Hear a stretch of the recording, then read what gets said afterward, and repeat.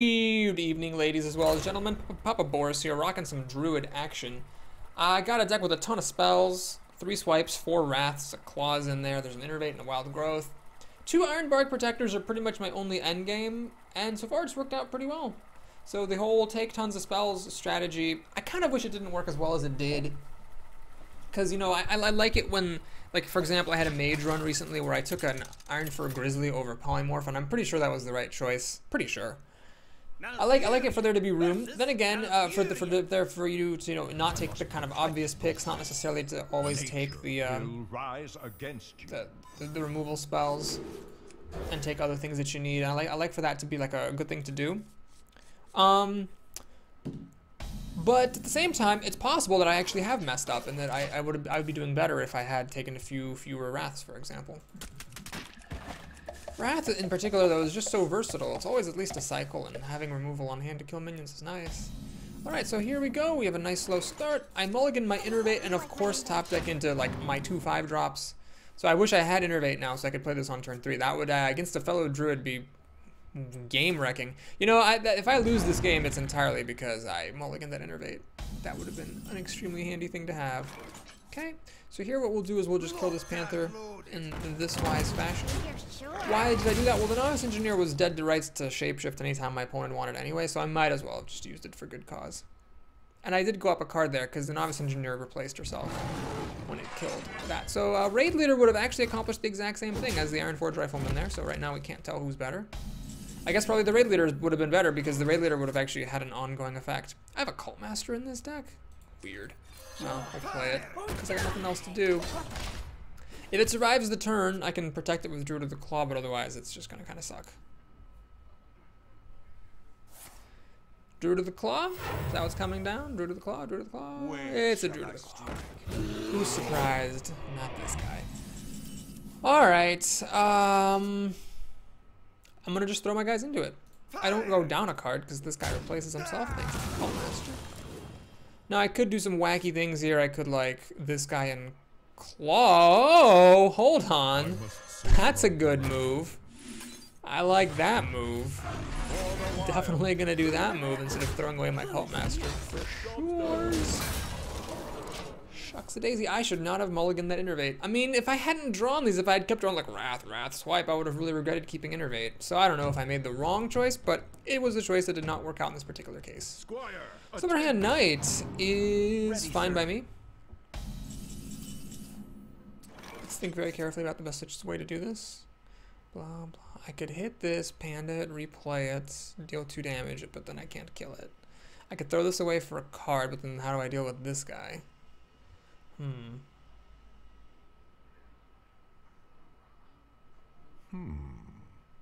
I could just say my Cult Master's done her job, or I could leave this alone and just play Druid of the Claw in front of it. Alright, we'll try this out. Nature's wrath. Yeah, we'll kill this. Play this. Oh, wait a minute. This is the move. I charge, kill this guy, keep it safe, draw me a card. There it is. I think I made the right call there. Keep the board clear. He's got 7 cards to my 6, soon to be 7, but I'm obviously in the lead on the board here, so he needs to deal with all this stuff. And then also establish some presence. I must safeguard. Well, he's got a good kill for the Cult Master, finally.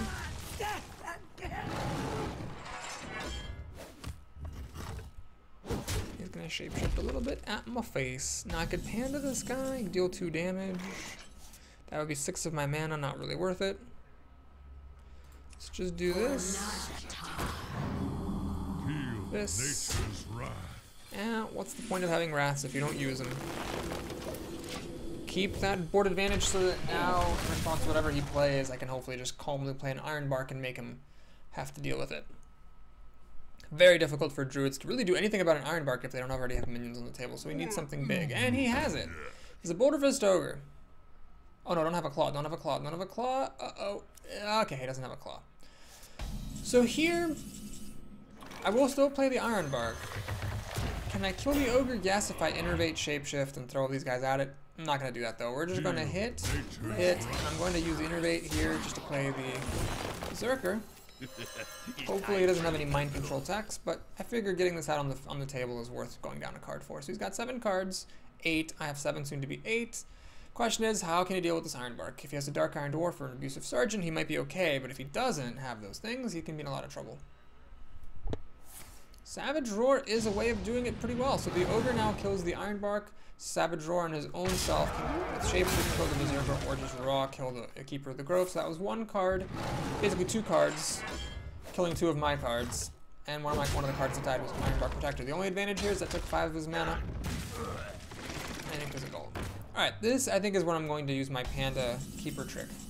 So always attack before you Panda. Drink with me, friend. Now we replay this. I must safeguard the Silence it.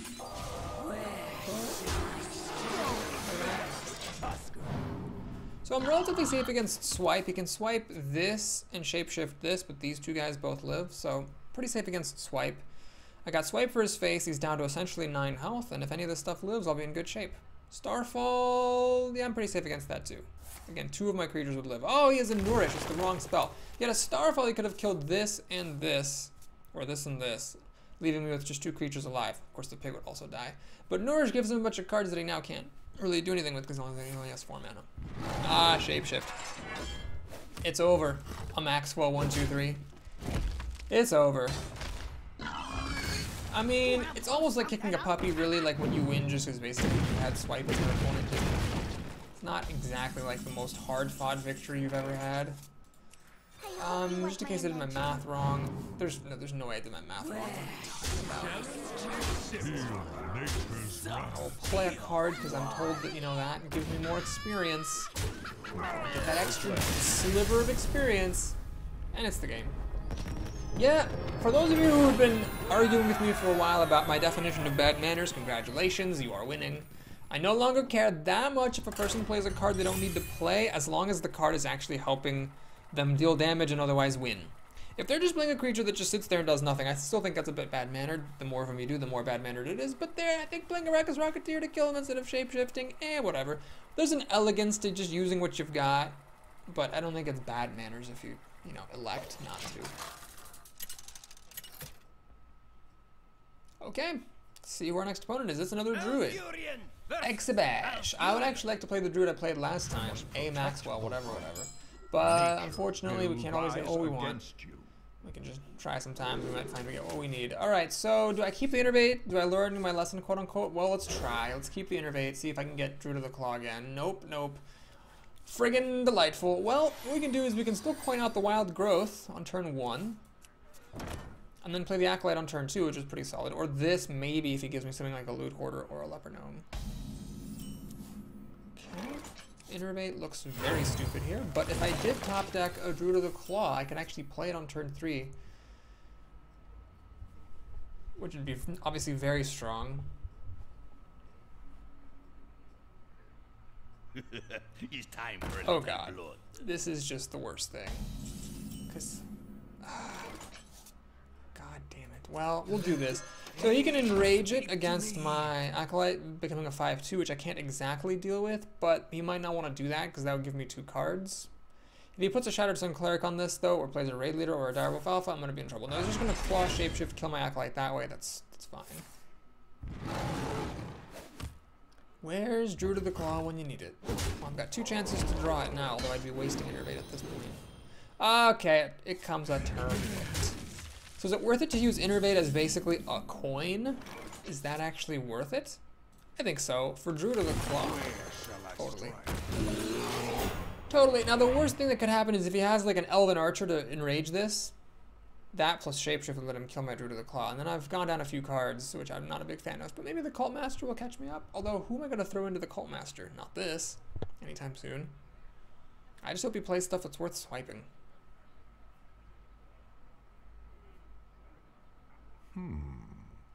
Yeah, this Cult Master has not been showing up at exactly the right time. I'd much rather see Dark Iron Dwarf there. Oasis Snapjaw. Well, that's a thing. Okay. Let's kill that. I don't exactly want to play this thing right now. So we'll play this. Shapeshift. And I will just actually take 2 damage to ploink that once so that I can maybe kill it. more easily with a swipe or with my Druid next turn. 6 cards to 6, precarious though. If he clears, there are a couple things he could have that would let him clear my board here. Well, not that many things, but like a swipe on this Druid plus an Elven Archer, or just a swipe and then use the big dumb beast. He could clear my board with just the swipe. I've got 2 swipes.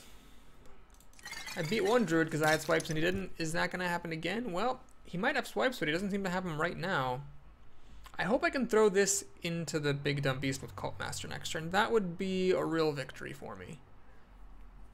A real bona fide victory. Exhibish. It sounds like a mix of Italian and French. Exhibish. I don't know what that name means. I also don't know what he's thinking about, but I guess it could be a complicated turn, especially if he has multiple forms of removal and is not sure which one to use. He decides to claw. Is he going to clear out this Druid? Is he going to spell break it to silence it? Nope. Maybe. Oh, he's just going to throw everything at it. Fair enough. He's going to Bluegill Warrior plus Shapeshift. Plus Claw Shapeshift. Or Bluegill Warrior plus Claw Shapeshift. No, he's throwing away the Bluegill Warrior. It does mean he kills this now before I can drop the Cult Master out. That is kind of annoying. Dark Iron Dwarf, are you goddamn kidding me? A turn late. As it always is, the card that I need.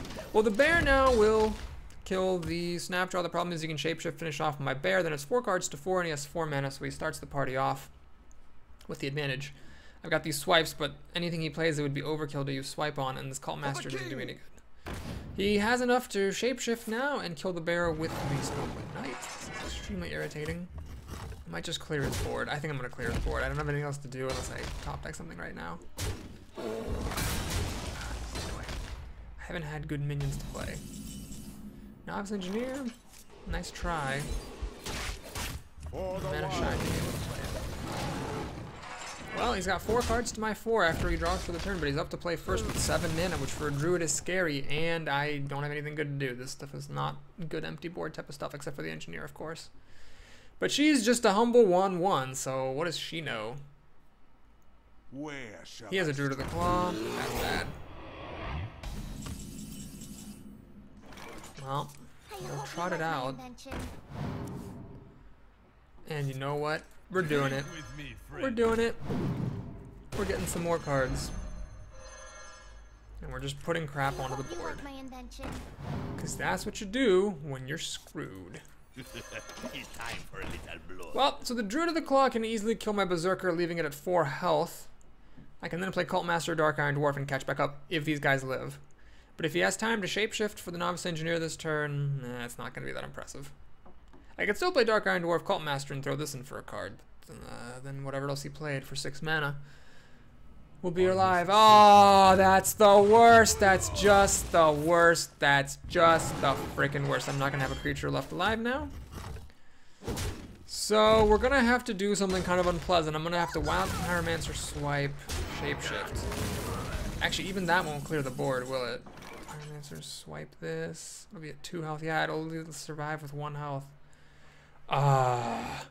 Well, then there's no point in playing the Wild Pyromancer, is there? Let's just swipe that and play my Chosen Yeti for 5 mana. This is ugly. At least I got a creature finally, but I cannot. I've not been able to get anything on the board to stick. Nor have I ever been able to have a turn where I'm playing first onto an empty board. It's always him having something left over from the previous turn. But who knows? Maybe he has a bad turn this time. I can Dark Iron Dwarf and Cult Master. This can reach up to 6 damage, which is not enough for Iron Bark. So as long as he doesn't have an Iron Bark or an Ancient of War, I probably can bring things down. Of course, if he kills us with Starfall or Starfire, I'm going to be in trouble as well. Exhibish! Where shall I start? Druid of the Claw. Okay, I can kill that, but it doesn't die to the Druid of the Claw, unfortunately. So the Cult Master's not doing me any good. This is not doing me any good. Exhibish! Wrath! Yes! Thank you! Oh, God. Thank you. Alright, we're gonna do this. We're gonna think for a little bit. I could claw a Cult Master, but it doesn't actually achieve anything. Or I could do this, Wrath for a card, go all around the board. I could Wrath for 3 damage, down to, this is gonna have 2 health.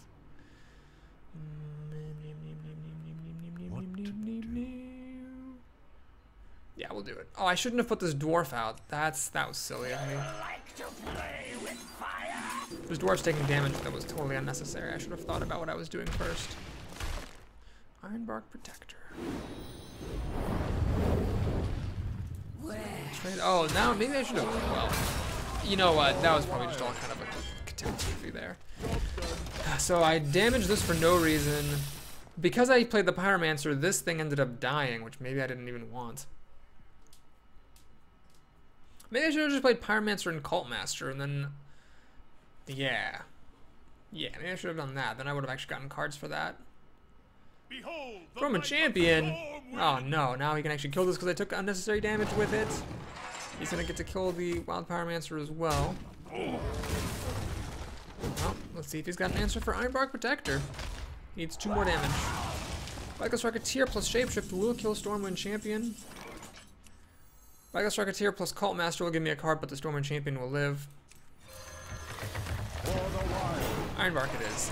Let's make him throw down into it, and then we'll save this combo for something where the Reckless Rocketeer can hopefully kill it in one swoop.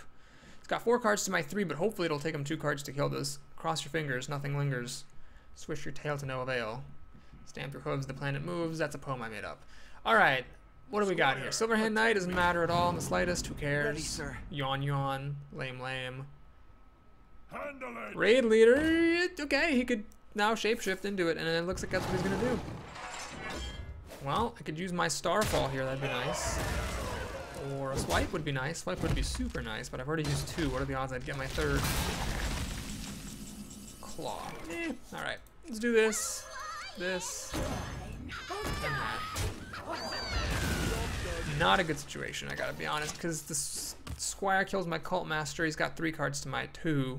Soon to be 3, soon to be 4 after I play Novice Engineer. Okay, it's close. It's close. I can claw the Raid Leader. Really just depends on how good his cards are. He's gonna, well, cycle for a card.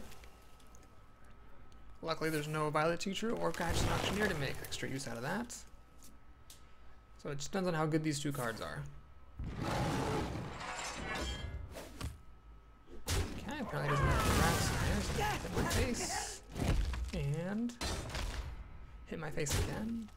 Ooh, so he's got removal. Well, I'm okay with that. Let's draw a card first before we do anything else.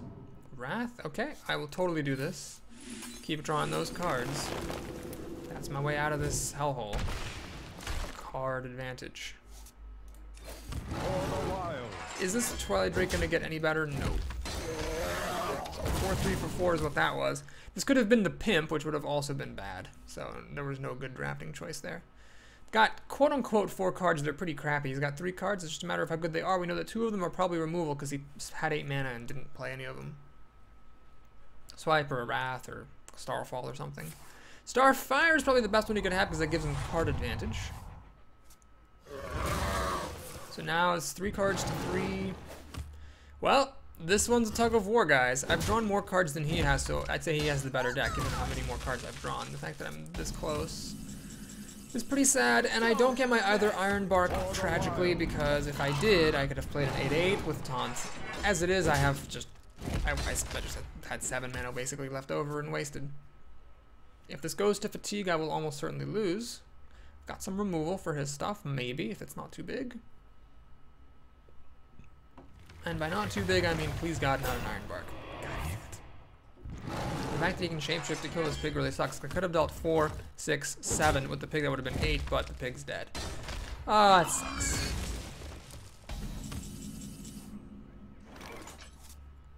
I'm gonna Wrath for a card. Hoping to get my other Ironbark so I can trade the Ironbark for the Ironbark. Stampede Kodo is the opposite of what I need in my life. Well, let's swipe this. Claw. Shapeshift. So we've each shapeshifted into each other's Ironbarks in this game. Well, I've used all 3 of my swipes. I'm about to run out of cards. Unless this Kodo hits something pretty good, or really anything, I'm in a heap of trouble. I do mean a heap of trouble. Exhibish! Where Druid of the Claw, no! That's bad. Well, I have another Ironbark in here that could catch me up. I mean, he's at 13 health, so once I play the Ironbark, if he's unable to kill it, I could be okay, but got 4 power right here. He just needs 4 more to kill that Ironbark, and I'm toast. That's assuming I even draw it next. The farther back in my deck it is, probably the worse off I am. I needed you not to have a Druid of the Claw. Or that, for that matter. Okay, at least I have a target for the Kodo. So that's something. Starfall, I forgot I had this. Well, let's play the Kodo. Kill that thing down. I could Starfall this, but then I don't have enough mana left over to shapeshift. Starfall on this to just kill it. We'll do this. I'm not sure this is the right move. What I'm basically doing here is I'm killing off that Panther and dealing some damage to the Druid. That's all. Once the Druid kills my Kodo, I can shapeshift to finish the Druid off. Or the Druid could choose to kill my Hunter, I suppose. That is a possibility.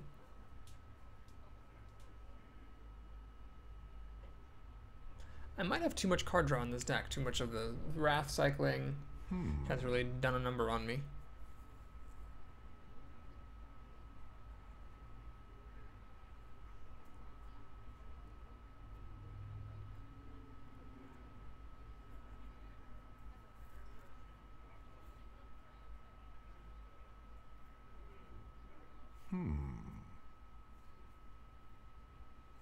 Okay. He's got something complicated going on. 2 cards. He's Starfall. He had the same decision I did. He elects just to go for the single target, which makes sense. So he's left with the 4/4. Almost out of cards. It's a tough situation. No 2 ways about it. Time waits for no one. This last card seems to be a removal card of some sort. He's not playing it. Or maybe it was an expensive minion. I don't know. Got Keeper of the Grove, which is a pretty good top deck, all things considered. Our hero abilities equally cancel each other out. I have an Ironbark in here. I need him not to be able to answer it. And then I play it and I hit him in the face twice. I mean, it's a tall order. It's a sequence of tall orders here, but, well, it's possible. That's why I'm not conceding. It's still possible. I'm gonna be winning. For the king. Stormwind Knight does not quite kill my guy. Shields up. But the taunt is annoying. He's got plenty of cards, so he's not getting fatigued out of here. This guy's 5 health, which is very irritating. He's actually going to shapeshift into that, which is a little bit ballsy. But I guess it makes a certain kind of sense. He's going to try to kill it next turn, perhaps? Out of cards. Wrath. Well, I know what it is. It's Ironbark Protector. So we're going to go for it. I really do need to get that thing out this turn. Or what if I miscounted and I've already played both my Ironbarks? Wouldn't that be hilarious? No, I'm not that bad. I'm not that bad. Alright, so it's an Ironbark Protector. I'm gonna start taking damage very rapidly, but if I can get... Well, I don't even know how I'm gonna win this, because I have to use the Ironbark to kill the Stormwind Knight. Oh, I should have attacked. I should have hit his Stormwind Knight with my guy. I messed up. Because this way, right now as it is, I have to use my Ironbark Protector to hit his Stormwind Knight. But if I had hit him last turn, I could have actually killed the Stormwind Knight right now and hit him in the face with the Ironbark. I messed up, folks. I apologize. So now I have to use the Ironbark to kill that, which is very sad. I'm going to use this to hit him in the face. The question is, do I hit him in the face with Shapeshift, or do I dare hit this Leper Gnome? 2, 4, 5. I'm going to hit him in the face. Every point of damage matters. We're threatening lethal now. If he doesn't draw an answer to this Ironbark, I actually will win the game. So what does he have? A vanilla creature, I hope. A non-interactive vanilla creature is what I need that card to be. Oh my gosh, hanging on by a thread here, because he's got 2, 4. If he shapeshifts into the Ironbark, it's not good enough. He'll be at 3 health, then I'll kill him with this guy plus shapeshift. So this, what is this? Show me, Exhibasha! Exhibasha! Exhibasha! Show me what that card is, for the love of God, Jesus. There's nothing you could possibly need to think about. Just play your card or not play the card. Oh my God, it was a win. With my deck out of cards, that Ironbark, well, I gotta admit, I mean, I went on a tirade against drafting Ironbarks, but really, both of those were absolutely necessary. If either one of those had been the other, whatever other choice was in the pack, I would have lost that game. Wow. Now, my other draft choices, I don't know. Maybe I had took too many Wraths, too many Novice Engineers. Can't complain about the swipes. Those are fine. part of it was bad luck. I mean, I only saw the one Druid of the Claw. I never saw Yeti or Senjin. I just didn't see, like, good 4-drops. I have this weird deck where, like, my 4-drops are things like Cult Master and Dark Iron Dwarf and Keeper of the Grove. Not that those are bad cards, but they're just conditional. And there's very little that I can drop onto the board unconditionally in the mid-game, which gives me this big hole. Oh, another Druid. Quest 541. Yeah, that was definitely the best quest. Quest 542, it was alright, but I feel like after they did 541, they just used up all their best ideas. So I'm really glad that this Druid named himself after that quest, because yeah, that was definitely the quest to name yourself after if you're going to name yourself after a quest. Absolutely. Absolutely. Absolutely. Okay, so what does he have here for me on turn 1? Hopefully the answer is nothing. Ah, it is something. Panther. Alright, so what do I throw in front of the Panther? The Pyromancer or the Panda? Ooh, I take it all back. None of the above. Now, generally, this isn't my favorite thing to innervate out, but what's cool about this is next turn I can play the Panda. Boop, put this back into my hand. And a 2-4 when you're on turn 2 it actually is kind of terrifying to deal with, because, I mean, really, how do you deal with it? What 2-drop can hold up to a 2-4? He's already used his coin, so there's no 3-drop incoming. Looks good. Okay, do I Wild Growth here? No, we're gonna play the Pyromancer. Let's get some more board presence. Job's done. So now next turn I can Wild Growth and Panda. Or Wild Growth Shapeshift. I will play this Wild Growth. I'm not gonna save it for turn 10. Decent odds that I'd get some use out of it at some point. Plus the fact that of it getting a damage off the Pyromancer could be relevant. Never mind, he's gonna kill my Pyromancer with his Wolf Rider. No, he's gonna hit me in the face with a Pyromancer in play. Hitting me up, that is just bizarre. I don't even understand what that was. I honestly don't understand what that was. To be totally honest with you, I don't get why you would hit me in the face when you know I can just shapeshift to kill it. So do I Wild Growth here? Letting this go down into shapeshiftable territory? I think so. So then I can play Reckless Rocketeer next turn. So we're gonna attack, and think. Panda. This gives me the better card in my hand. Panda this gives me the potential for better board presence. I'm gonna go ahead and Panda this. If he wants to shapeshift, basically spending his entire half his 4th turn killing his Pyromancer, he's welcome to do so. But if he plays a real creature, I've got this thing on the board still. I can play this next turn, it'll kill a Yeti. Good times. It's gonna swipe these, well that's fine by me. That is just fine by me. Risky playing a Rocketeer. I don't like doing this because it's vulnerable to Wrath. Claw I'm not so upset about because maybe it'll die to Claw, but I'll still get some damage through. Where shall Druid of the Claw. And he goes for the taunting one. 2 damage. 5, and I don't have enough mana left over to shapeshift. Balls. I could just do the Dark Iron Dwarf. Or I could silence this and hit him in the face for 5 to go for a burnout victory. Is that any sense at all? Let's think. He's down to 14 health. No, that's silly. We're just gonna keep it simple, keep it safe. Let's do this. Kill the Druid of the Claw. Shapeshift. Sad that I don't get a 3-drop to play, but it's fine. Still got my Keeper of the Grove here. Got a Kodo. Hopefully it'll eat a Gorobashi Berserker. It had one recently. It's hungry for another one. Come on, 541 quest. Give me something to eat. Give me something to feed my raging beast. What could this have been? This could have been something good. I don't remember what it was, though. I remember pausing for a second. Twilight Drake, maybe? I don't know. What to do? If that was a Twilight Drake, then I'm glad I have the Kodo instead. Frost Elemental. Alright. I think this is where I'm going to use my Keeper of the Grove. Nope! I lied. Sex, lies, and videotape. We're playing Ironbark. So yeah, he just needs 3 more damage plus the Frost Elemental, and this is good to go, but I mean, this is a bit difficult for a Druid to deal with this effectively. At the very best, it's going to be a 2-for-1 for him.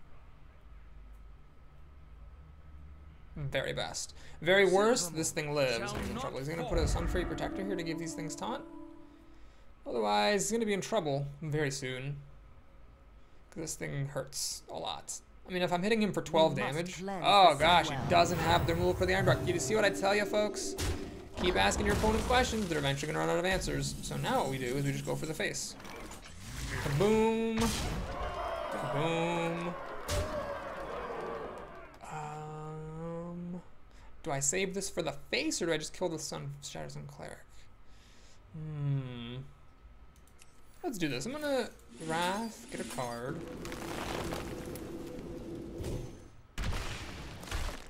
Shapeshift. Play Cult Master. Yeah, if he kills the Ironforge, I get a card. So he has to kill the Cult Master first, but presumably if he has a way of dealing damage to the Cult Master, he would have just used that last turn to kill the Ironforge Protector when he only needed 5 more damage. And so I got a bit greedy. I saved this, hoping I'll be able to burn him out next turn. If the Dark Iron Dwarf plus this plus Shapeshift is allowed to go off, I will win the game. He gives me a card. He does not have an answer for Cult Master here. I've got 8 damage being threatened, so he's got to deal with that, at the very least.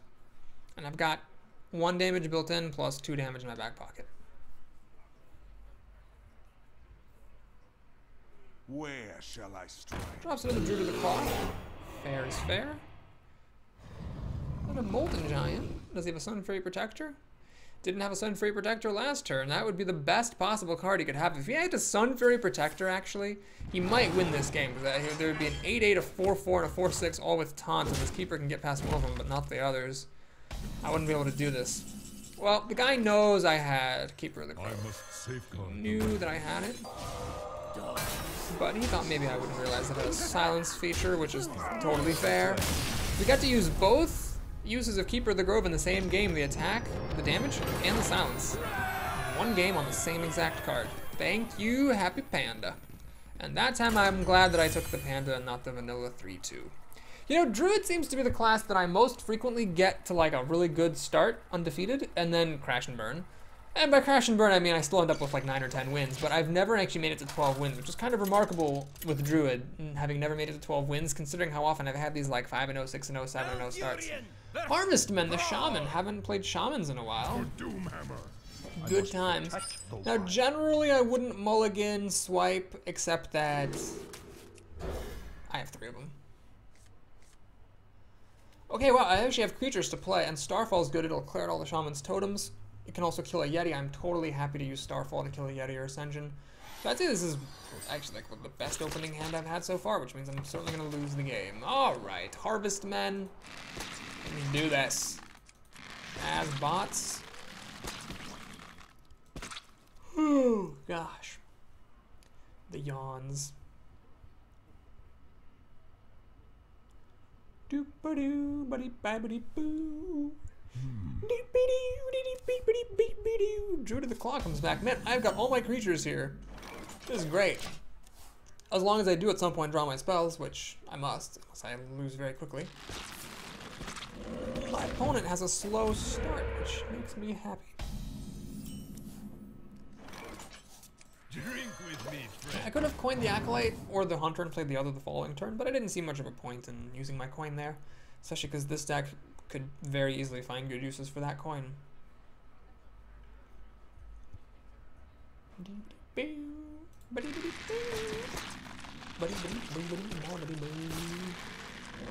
lightning bolt or rock biter weapon to finish me off with? The answer is yes. With spell damage, he actually just straight up kills it with frost shot. Well, he's catching up a little. My opponent's getting a little bit ahead here, but I'm not that worried just yet. I haven't used my coin, so next turn I can Starfall maybe if he drops out a bunch of stuff, or I can Starfall with the coin if he plays a big thing. I'm gonna Lightning Bolt my pig, which I'm fine with, so no 5 drops from him. Is my pig gonna get to live? It actually isn't. Wow, this guy's doing a pretty good job not letting me get ahead. So do I coin into Druid of the Claw? No. Well, coining into the Kodo. Okay, this is a tough moment. So I think this is the turn to use the coin. It seems that Acolyte is just too passive. Just playing Acolyte is too passive. So I could coin into Starfall, clear the board, start over. I could coin into Kodo, get some use out of it, though only 1 in 3 chance of getting a really good use. Or I could just play the Druid of the Claw. I'm going to trust my instincts and go for the Kodo. Even if it kills a totem, it still helps me stay control of the board. It happened to kill the raid leader, which is fine. Well, like I say, good players get more lucky more often because they give themselves more chances to get lucky. I gave myself a chance to get lucky, and I did. But even if it had killed one of the totems, it still would have been fine. So he's going to Lava Burst my Kodo, which I'm okay with, because it means next turn he's going to only have 4 mana. Now here, I'm very tempted to play this with Charge, so I can start clearing these totems, but I really think that 2 health is a worthy price to pay, or 2 health is a worthy reward for keeping this totem alive one more turn. A second lava burst would let him kill my Druid Claw. He doesn't have it, however, which I'm just as fine with. Frost Shock is gonna freeze. The Frost Shocks today. So let's go ahead and just Wrath this guy. And I would like to have played the Dark Scale Healer. I could have played the Dark Scale Healer, healed up my guy, had bigger board presence, and kept the flesh-eating ghoul alive, but I figured it was worth it to kill off that ghoul. We'll see if that ends up being a mistake. Next turn's good. 7 mana is an important number of mana when you have Starfall, because you can Starfall Shapeshift. We'll see if I can get any use out of it. He's got 4 cards. He's done pretty much nothing except kill my things all game so far. Fire Elemental is actually very good. It would kill my guy, give me just a single card, I'd have to Starfall it. But then at least this guy could finally kill his Taunt Totem. I don't think I've killed a single one of his things except for what the Kodo killed and what the Wrath killed. Like, I have not on the board ever attacked into him yet. But I'm hanging on just fine. He's got 2 totems and 4 cards. I have 2 real cards and 4 cards. So all he has going for him is that he's up to play first. If he doesn't get a good play out of this, he's going to be in some serious trouble. Serious ass trouble. Papa Boris's favorite kind of trouble.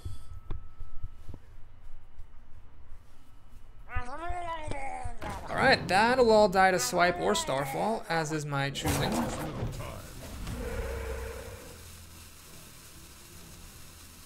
We must And a cleanse Shattered the Sun. sun. Where's that gonna go? On the spell damage token.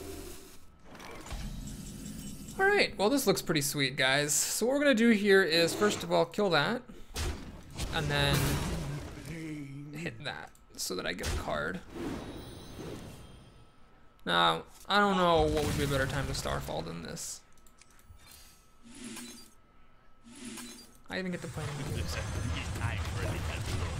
Now my opponent's in really deep doo-doo. So he's got 3 cards in his hand, I have 3 on the board. And I have 4 in my hand, and they're good cards as well, so yes, he concedes. Well, the only thing that would happen that would make me really upset and want to kill myself. No, I'm just kidding. I would never kill myself over a game of Hearthstone. Probably. Is if I lost the next 3 games, but here we are at 6-0, so as long as I just get up to 7, I'll be pretty content. If this ends up being a good run and I actually make it above 10 and get like one of those crazy 400 gold rewards, I could start thinking about someday making it up to 11,000. I mean, I know that's crazy, but it could happen. There is, I don't know, this is a little bit known of good talking, Boris. Good speech words. Nice job. A possibly not very well known bit of Hearthstone trivia. This was like a while ago. Blizzard made an announcement. I don't know how many people still remember this, but 20,000 is the most gold that you're allowed to have in Hearthstone. I think they did that to like prevent some kind of weird gold farming shenanigans. So you cannot have more than 20,000 gold. So that's like a little target you can reach for yourself, is to try to reach the maximum cap. I don't know. I kind of would like to. I think that'd be cool. I also kind of don't want to, because what would I do? I'm going to be able to complete my set without having to buy packs, so buying packs is worthless. At that point, there would just be no progression for me at all in the game. It would just be totally pointless. I mean, not pointless. I'd still play for the fun of it, of course. But if I ever got up to 20,000 gold and I had a complete set of cards, and there wasn't like an expansion on the horizon that I knew I could like buy packs for or like, you know, spend dust on, it'd be kind of sad. It's another Power of the Wild. Well, it's better than a 3-drop, but it's actually shockingly good under the circumstances because this Power of the Wild kills anything I'd want to play. I could Dark Iron Dwarf, but that's a bit silly. Here's what I'm gonna do. I'm gonna Novice Engineer. You like my invention? Get a card. Ooh, I could Innervate. Alright, well this is fine. I'm not gonna wait for an Ironbark Protector. So, whichever one of these that he kills, I mean, he can kill them both if he shapeshifts, but I hope he actually has something better to do. My hope then is I can pop a Dark Iron Dwarf and get some good use out of it. If he shapeshifts and kills this, oh jeez. I'm gonna Wrath my Novice Engineer and draw a card. Looks like it. So I'm getting tons of cards, but I'm not really making any progress. Time for a little blood. Okay, this is the time for the Kodo for sure. 100%. I get to kill an Amani Berserker. That's a pretty good kill. Watch him play a Gurabashi Berserker next turn, but you know that's life. So now this thing will die to swipe as long as it gives me a good target for swipe, like a Silverhand Knight maybe, or a Nightblade or something. I would just do that and hope to win in the long run through card advantage. Dark Iron Dwarf will unfortunately let the Panther kill my Kodo. Ah, God, that's terrible. Just terrible. Well, draw a card and concede. Oh, I'm just kidding. So I'll draw that, play the bear, use the Dark Iron Dwarf to kill the bear, but then the Dark Iron Dwarf's at 1 health, and then I can swipe something and kill the Dark Iron Dwarf in the meantimes.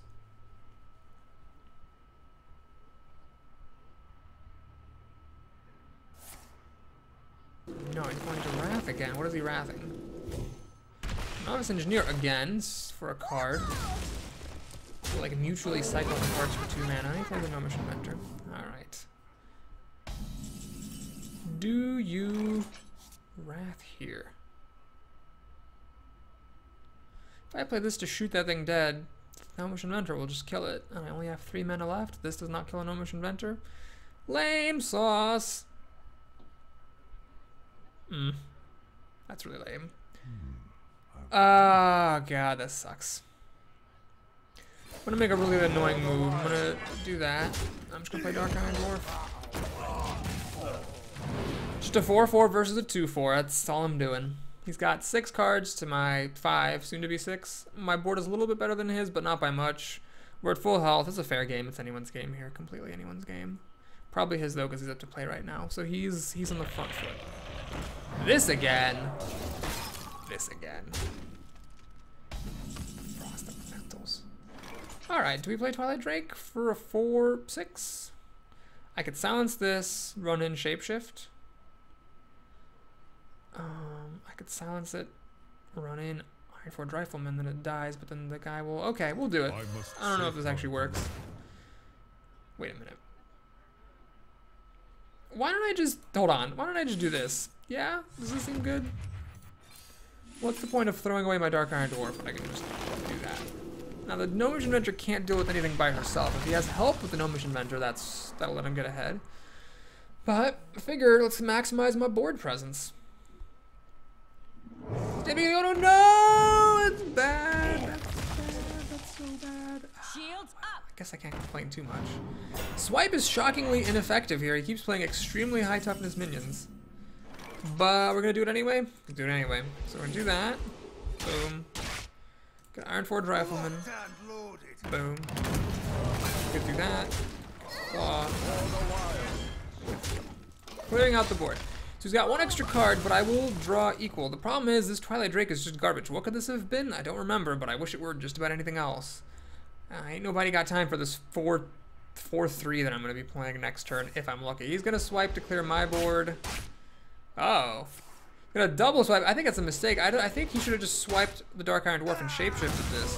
I think swiping my face twice, he's not really close enough to killing me to justify doing that. Well, he draws ahead, but I've got a little bit of board presence. Can he get a big creature? He needs a big creature. But then if he plays a big creature, I can Cult Master, so I just don't want him to clear my board. So he's used 2 swipes. Maybe he's just had a handful of removal, and that's why he swiped my face twice? He just has so much. Okay, so he's gonna go up a card, killing my Twilight Drake in this fashion. Please let me keep my Mighty Berserker. Please, please, please let me keep my Mighty Berserker. Let me keep it, you bitch twat. He's thinking about swiping it with his 3rd swipe. I bet that's what he is thinking about. He's like, do I want to shapeshift or just want to swipe this thing? Come on, yeah, let me keep the creature. Yeah, let me keep that creature. Oh, yes, he let me keep the creature. Thank you. All right, so I'm not gonna swipe. We're gonna do this. Get a card. Starfall is cute and everything. Not gonna do it. I'm not gonna swipe his face. I'm going a little low on health, but I figure it's worth it. He's probably not gonna have 4 more swipes to burn me out with. And this thing hits pretty hard. I'm probably not gonna get to use this ability anymore unless I get my Reckless Rocketeer. And of course this lives. It goes without saying. Where shall I strike? Wow, he's got so much big stuff. It's ridiculous. Even with Starfall and Swipe, I can't clear this out. This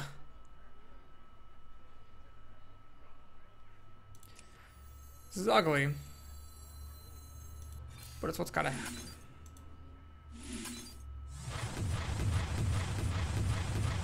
It is ugly as sin. Who's next? So do I swipe this or do I play the Dark Scale Healer for it? I think I'm gonna swipe it. He's up 2 cards to me now, so he did come out ahead in that exchange. He just has non-stop big minions, never played anything small. I think my streak is over, I just hope I still make it to 7 wins. Agent of War, you gotta be friggin' kidding me! Jesus, why does this happen? Oh, Agent of War. Yeah, I would have liked to have drafted one of those. Yeah, okay. Yeah, we're gonna go ahead and concede that game. So 6-0 against Prodigy. God, what a pretentious douche nugget. Prodigy, really? Really? Prodigy. Oh, that's the kind of person you want to beat. Alright, so on to the next game. Just trying to get one more win, and we'll be content. So yeah, if you got up to 20,000 gold, I don't know. You have a full collection, so dust doesn't matter. You have all the gold in the world, so gold doesn't matter. The game is still fun, but it's a little bit sad when your whole time playing the game, you've always, you know, gotten something for winning or just for playing in some cases, and then suddenly nothing means anything anymore. Be weird.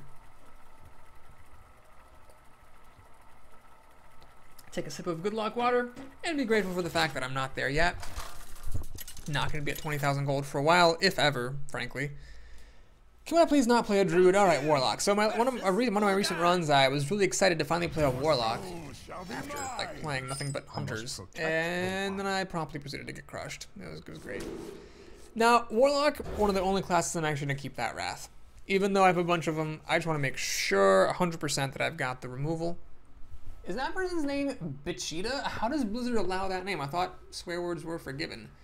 Bichita? Really? Okay, well, this is another person like Prodigy that I kind of hope I beat, because that's a dumb name to lose to. It sounds like it's part of a phrase, like, Bichita Dick. Yeah, that's probably, this person's last name is definitely Dick. Bichita Dick. Yeah, very, very funny. Very funny, Bichita. Very funny. We're all in awe of your humor.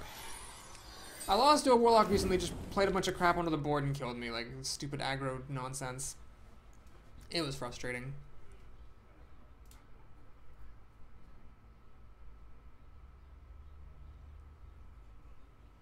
Don't play things, don't play things, stop playing things. Oh, God. Don't play things. Just pass the turn. Don't play that leper gnome. I'm just gonna coin shapeshift, kill it. Just leave well enough alone. Oh my God. Is he actually gonna pass the turn? He's actually gonna pass the turn after thinking for all that time. Alright, great. So if this or this can actually survive, like if he could just have a really slow start and life tap here, that'd be awesome. So I could play this, and then maybe Cult Master, get a bunch of cards. This deck, one of the only decks I've ever drafted where I have a concern that there's too much card draw and not enough do stuff. Okay, we're up against the Thinker here. Gary Kasparov sits opposite me on this Hearthstone board. Wanna blow something? Mad Bomber.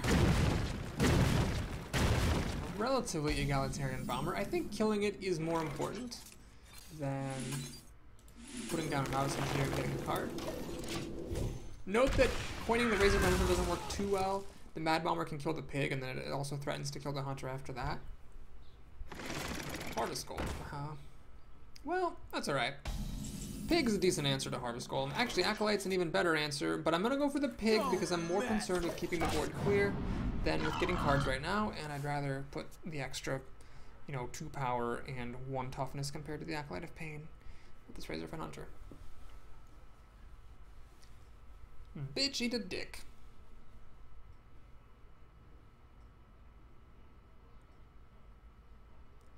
Some fun names in this run. Exhibition.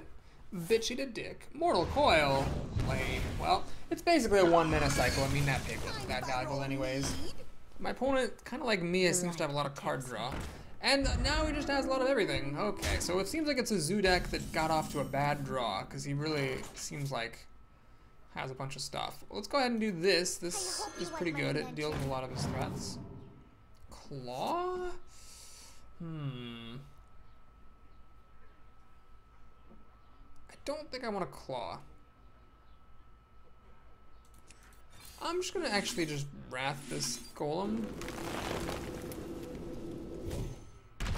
And maybe I will claw. Okay. Going to just kill this off. Why?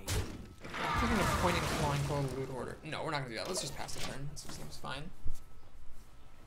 So he's got 6 cards to my 7, sort of. Gets a really good card here, the Drake. That's going to give him card advantage, 100% guaranteed. Now you can clear my board with his stuff, which he's always happy to do. He's actually going to throw the loot order at my face. Well, that's only fair. So here, what do? I think I want to keep the board as clear as I can.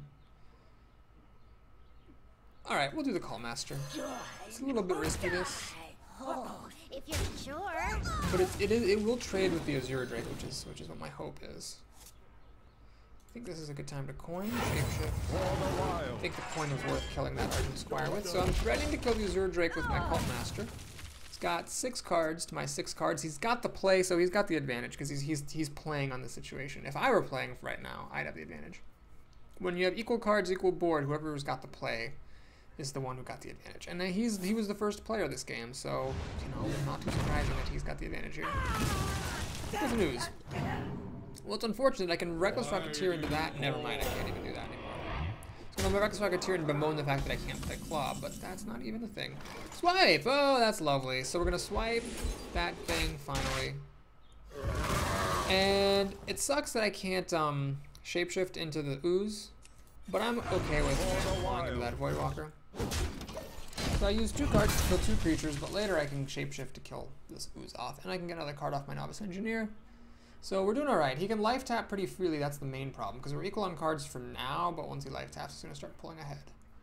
Doomguard, oh my gosh. So he's going way down on cards. Way down, but he's got a 5/7, which is a bit tough to deal with. I'm actually really low on health.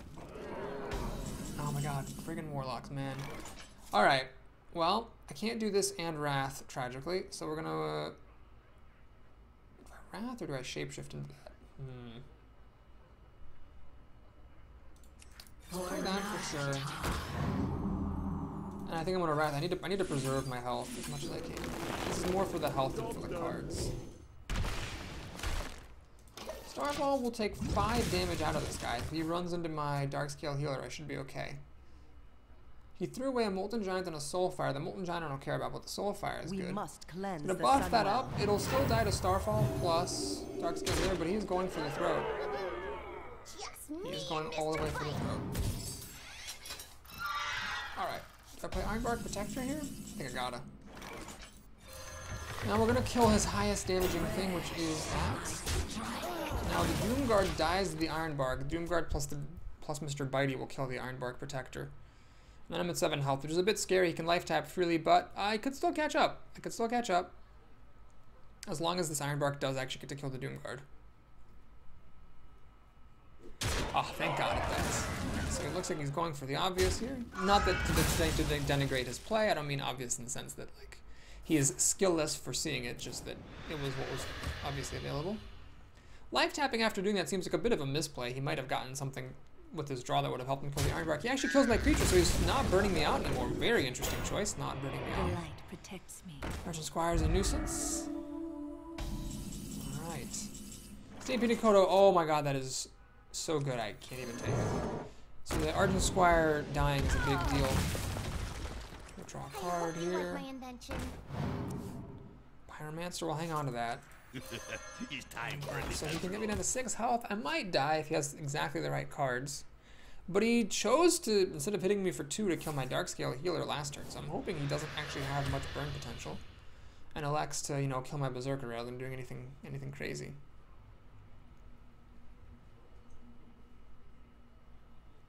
He's got Mortal Coil for the Novice Engineer. Cards, so that's fine. So I've got, card-wise I'm great. He's got 4 cards. versus my 6. So really, as long as I don't die, I should be fine. As long as I can start finding time to shapeshift, I'll be in good shape. Okay, something's pointing at my face. That's a bit scary. It's the Fen Creeper. Luckily, it's not getting powerfully overwhelmed. Die! Or both. Why do you go? Okay.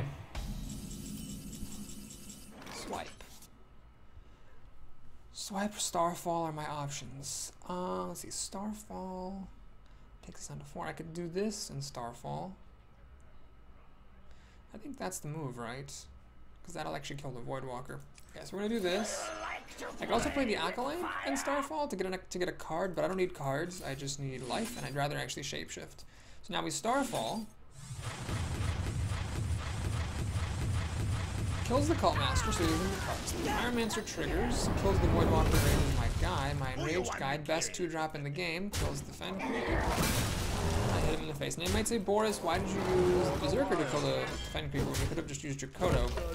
Then the Berserker would have hit harder. Well, for me, it's really valuable to keep any kind of creature on the board, so I'd rather have something that has more health and hits less hard than something that hits harder and has less health. And I want to shapeshift every turn if I can so that I can get my life a little bit back in order. Now I have to remember that I've got this guy out here, so if I swipe, it's going to trigger. Sunwalker. He's going to have 1 in 3 chance of killing my Pyromancer, and he actually lands it. Oh, that's real bad. That's just bad. There's just no way around it. That was terribly bad. Okay, well, we're still in it. We can swipe the Knife Juggler, swipe, pops the Divine Shield. I can that now. Remember, also, this can be used for charge, so I can get 4 surprise damage out here if needed. I didn't shapeshift that turn, but hopefully with 2 cards he won't deal 7 damage. 3 cards, I mean. He's life tapping, which is a bit risky. Does he have a way to kill me? He could, like, charge creature plus Soulfire or something. He already threw a Soulfire away earlier. Boy, this is intense. Dread Infernal is pretty scary. Bring me steel. So is that. Alright. 3, 7, 8 damage. Oh my god, if I could get any sort of damage, that'd be nice. Wild Growth. Well, I'm willing to dig for it. I'm willing to dig for any sort of damage I can find. 1 point of damage and I win this game. Oh man, if I don't get it though, I'm gonna probably lose. I cannot play both of these cards.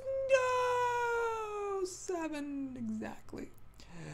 Okay, keep it calm. Keep calm. Keep calm. Where shall I strike?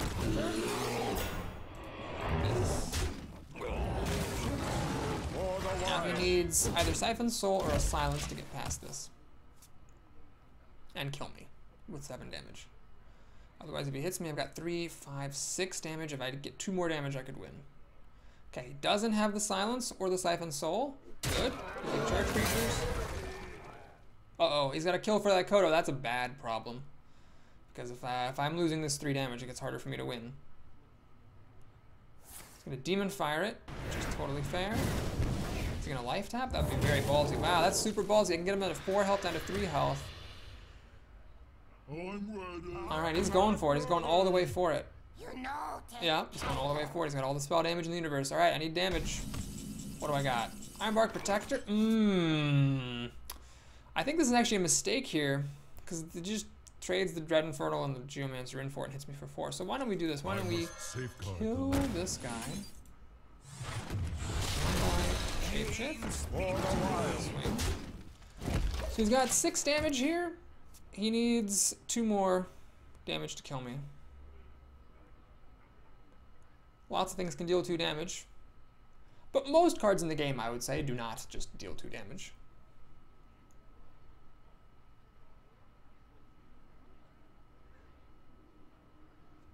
This is a tense moment. If I get one of my swipes, I'll win. I swipe his face and shapeshift and it's over. You can use this to kill my Keeper of the Grove and hit me in the face for 2. Then I can draw a card off the Acolyte. So I've got 2 chances. This is gonna die no matter what, unless he Siphon Souls it. This is dying no matter what. So he's fishing for a way to kill me. He seems like he seems to think his odds are bad. Did he find a way to deal 2 damage? He didn't. He did not find a way to deal 2 damage. So I've got 2 chances now to get a swipe to win the game. Wrath. I'll make that 3 chances. So Ironbark, we're past that. We're past that. We're gonna run this in. There it is. Now I could have wrathed my own Acolyte to get 2 cards and had lots of chances to find one of those swipes. Well played. Quite the contest there. Quite the contest. And we level up. Golden Starfire. Do decks in Constructed use Starfire these days? I don't know if they do, but I made it to 7 wins. That's what I know. Okay. Thank freaking goodness. So, we're going to stay above 10,000. Might even scoot up above 10,100 with a little bit of luck. I've been playing Hearthstone since, well, when was the last account wipe? I think it was like in November maybe? So I've been playing Hearthstone November, November, December, January, February, March, April, May. So I've been playing 8 months. Nature will rise Playing for 8 against months and just about being done with the collection. That's a pretty long time. It takes a pretty long time to get the collection filled when you're not spending any money. Granted, I've had fun the whole time, but I can see why some people might be a little bit frustrated by the pace of progress in Hearthstone, because it's been a while that I've been doing this, and I still don't even have a full set, although I will soon. Should have it by the end of the month or early in the next month. Alright, here's a slow start. Get another Druid, Amadis. This also sounds like the beginning of a phrase. Like, Amadis Waiter, he got no skills. You know what? It's time for a little. Oh, there's like a verb in here. Like, I'm gonna take this car and put it back out with the other jack wagons. So why did I play this instead of the Berserker? Good question. Probably that was a mistake. All right. Here we could do something wacky. I could play this, pop the coin, kill the imp. Whatever. Why do that when I could just play the Grizzly Go Shizzly, kill the imp that way, turn on Rage, kill the Imp Master Funk. If he plays Ascension or a Yeti here, the Berserker will actually kill it. I doubt he would have put the Imp Master down if he was planning to play Ascension or a Yeti here. Dark Iron Dwarf's a decent move. It'll kill my bear. But check out this best 2-drop in the game, killing his Dark Iron Dwarf. Okay. It's possible to play the Cult Master and get a card, but I think much better is just to play Druid Claw, because like I've said a million times now, Druids just have the devil of a time dealing with Druids of the Claw themselves. It's like their own best weapon and their own Achilles heel. Where shall I Well, strike? there it is. So I could Starfall that. I can't do anything else then after that.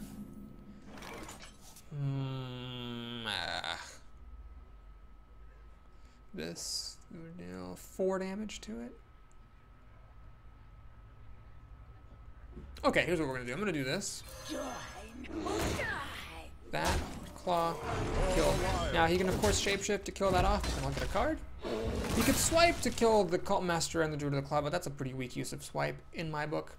Of course, next turn I got nothing, just a Pyromancer and shapeshift if I don't draw something better.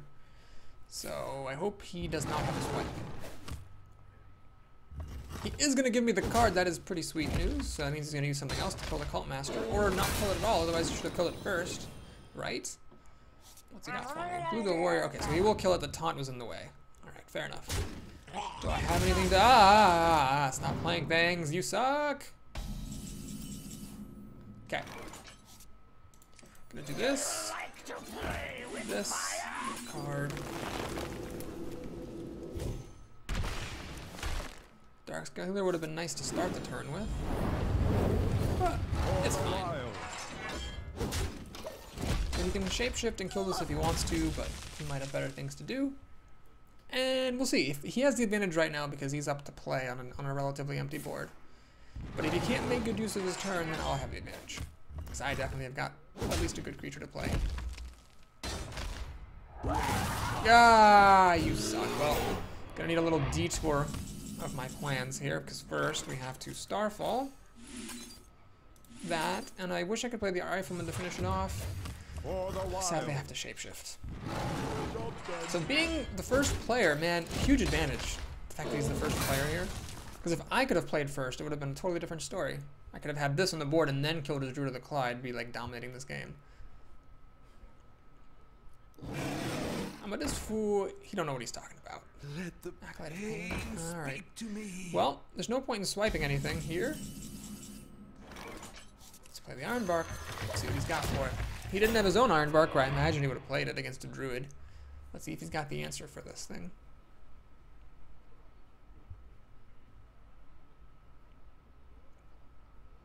that arc light's Drawing a better. card, that's encouraging.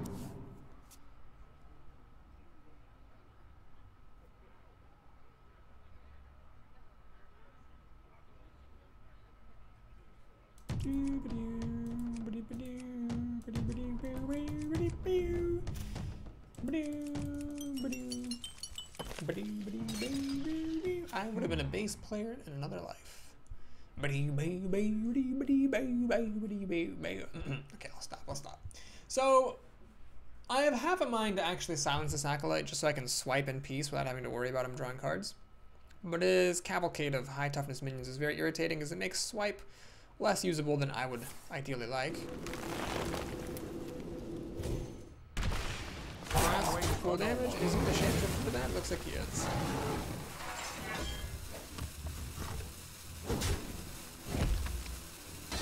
Well, this seems like a silly time to swipe. His board's not threatening enough to justify that kind of thing. Let's just do this, heal up. And I'm gonna play Dark Iron Dwarf, wasting it, just to get a 4 on the board. I think it's better than stopping him from getting cards, but only having a 2/4. Because the 4/4 kills the Gnomish Mentor. I think that's a big enough deal to warrant doing. So I've got the board presence here, and next turn I can this, swipe, and Wrath, or Keeper, swipe, Shapeshift. It's gonna just throw the Acolyte away and get a card, that's fine. So it's a 3-mana deal a damage cycle. I'm not that concerned about it. It's kind of like a bad Wrath. Now he's gonna throw everything at the Dwarf, so I guess the Dark Iron Dwarf paid off. I doubt he would have done that to the Keeper. In fact, he definitely wouldn't have, because the Keeper, the Acolyte could have run in and lived. Frost Elemental to freeze my guy. Am I gonna silence that? Well, let's see. Let's see what he does. I think I could silence this, but again, let's not get so carried away that we forget to play the game properly. Let's just swipe that. Ding-a-ding-ding. For the wild. So here, this was better than Raid Leader. Man, Raid Leader's a card I've liked for a long time, and Ironforge Rifleman is a card I just ignored for a long time. And I gotta say, like in this run where it was up against a Raid Leader head-to-head, and I took the Rifleman, I've been pretty happy with it. So we gotta keep an eye on the clock. I've got 5 damage, 7 damage, 11 damage, 13 damage. Does he have a Sunfree Protector to give these things taunt? Nobody has that. Well, I can silence it. That's fine. I am ready to learn. It's good that he chose this to give taunt to. Not that that was a mistake. Oh no. Stupid arrow. Ah, I hate the arrow. Gets me every time. I'm gonna just silence that. Safeguard the land. I think it's time to hit him in the face. Yeah, we're just going all the way for the face. I have 2 more swipes in this deck. I have a whole creature board full of minions that he has to deal with. And yes, there are ways he could deal with this pretty effectively, but got all this that he has to deal with. I can shapeshift every turn to stop him from gaining life through shapeshifting, and then as soon as I get a swipe, I win. That seems like a pretty good deal. I've used 1 swipe so far. I am ready to learn. Wild Growth gives him 2 students, making the Kodo's effect diluted, but I can also Wrath. I am ready to learn. Alright, so Savage Roar's not going to kill me, but it will allow him to deal with my board pretty efficiently. Luckily, he can't hit anything with his own face, so he can kill off everything except for my 2/2. Does he have an answer for it in his last 2 cards? With a taunt? He does, he's a claw. Okay. So, okay, we're gonna have 2 chances to get a swipe to win the game with.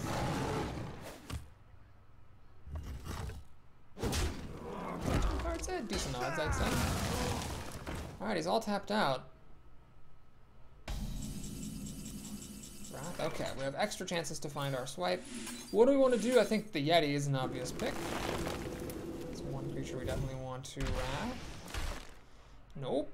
And then the Violet Teacher or the Students. And he's gonna...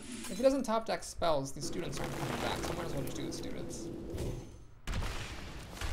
Nope, but I have 1 more chance to find that swipe this turn. Hey, alright. So, swipe full Wrath there. That was actually quite thematic. Like I was, you know, I drafted like I played 3 Wraths and I swiped him, so I like got angrier and angrier and angrier, and finally I clawed his face. All right, it's a good 8th win against my fellow Druidic man. I was behind, but thanks to my wrathful nature, I was able to catch up. Man, Malfurion's got to be like the most pissed guy in all of Hearthstone. He's just so angry. He's swiping shit, he's clawing, he's biting, he's wrathful. I mean, yes, other people are destructive, but is anyone more than Malfurion angry? I think he really embodies anger, which is funny because he's like the most peaceful sounding guy. He's like, well played. Let the hunt You win this one, must protect friend. the wild. Oh, no, I'm thinking of actually of Shaman. Well played. I concede to you. He doesn't really sound that angry, but apparently the cards belie the man. Alright, so we got a Wild Growth on turn 2. I actually prefer to have Wild Growth when I'm second. I mean, the advantage to having it when you're first is that you go way ahead. Like, you have 2 extra mana compared to your opponent each time you play. But the problem is that you're spending your second turn doing that, so you're off to a very slow start. I'm gonna do it. I'm gonna do it anyway. If he had played something on turn 1, I probably would have played the Pyromancer, but here, let's just go for it. We'll get a Chillwind Yeti here, quote-unquote, with this Twilight Drake. And then time's kind of passing by the Grizzly and the Pyromancer, but you know what? Honestly, I'd rather time pass these by than time pass by the Wild Growth. I really hate those games where you have a Wild Growth and just never play it. Because you have other things to do. Or you're forced to do things you don't want to do. So the Wild Growth comes in handy right away, giving me a Twilight Drake, and it'll come in handy again next turn. I can play 2 of these. What is this 4-drop? Chillwind Yeti. Alright, that's fine by me. Let's play our best creature, the bear. Put that in. Shapeshift. For the wild. Smackety-dackety. I like being a Druid against Hunters, as I always say, because your hero ability impacts the board, theirs doesn't, and your hero ability cancels half of what his does, so that's a very good place to be. It's a very good trade-off. Multi-shot will clear my board here. Doesn't have it though, he says it's got a secret. Oh gosh, what do I think that secret is? What do I think that secret is?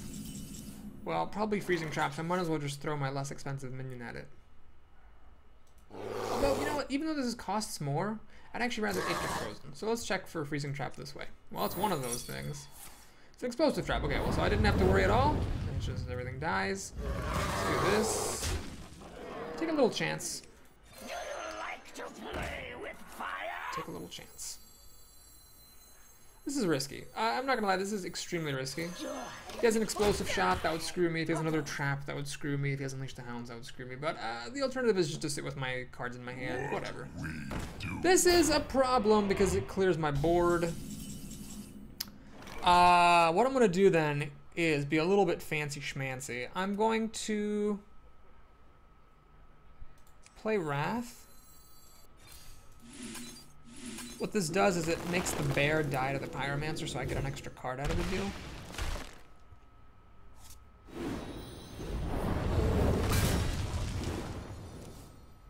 And then I could do it again, but it wouldn't actually work, so we're just going to give up the fight.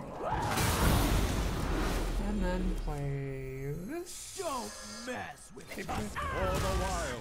Well, that was a good abomination, gotta be honest. But at the same time, there were so many cards you could have had that would have been good. Like I said, Unleash the Hounds, Explosive Trap, Explosive Shot, that being good wasn't, you know, in my opinion anyway, a particularly strong selling point in favor of the card. So look at this, because I'm the first player, you know, he's got 6 mana. I'm gonna respond to his 6 mana play with my 8 mana play. Like that's what's good about being first and playing Wild Growth. Did you play the Ironbark Protector here?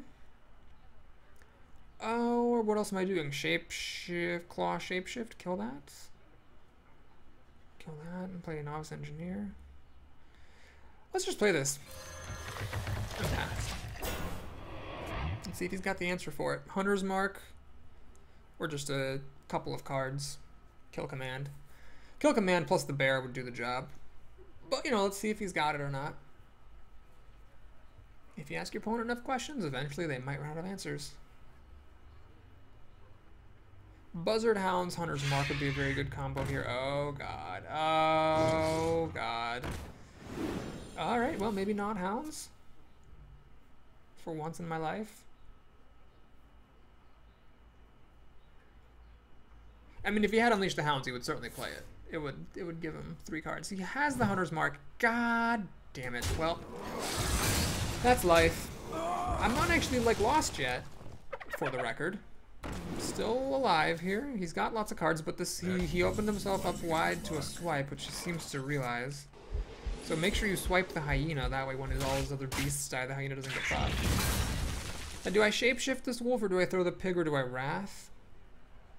Well, might as well check what this novice engineer has for me before I make any further decisions. Acolyte of Pain? Well, I think the Acolyte of Pain is worth playing, but I'm willing to sacrifice my pig. It's worth getting this out here. So I've got 6 cards to his 5, but these are pretty weak. And my cards in my hand, these are basically just cycle cards at the moment. So I don't even know how good the situation is.